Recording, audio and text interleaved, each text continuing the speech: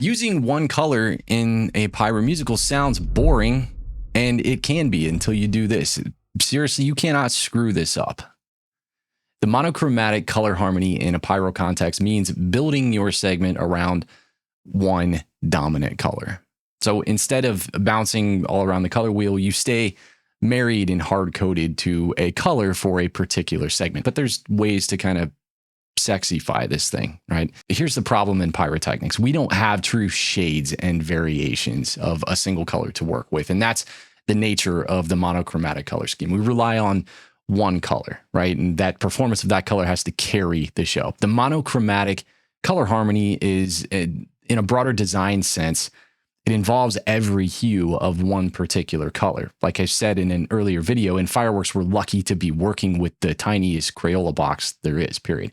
So how do you use monochromatic color harmonies in pyromusicals without being boring?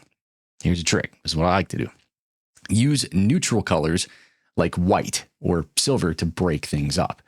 They don't introduce new hues, but they're great for adding contrast and separation and all-around visual reset inside the same color story. Now, your monochromatic harmony is holding up impact and it's got some flavor to it. And ultimately, it's way less monotonous.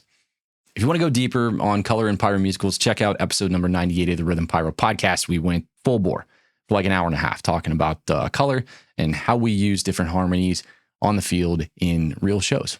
It's a video episode, so maybe watch that. You can listen to it as well. Anywhere you like to listen to podcasts, but it sounds weird because we're doing nothing but like talking about what we're seeing on screen. So that's it. Stop talking about it. See you in the next one.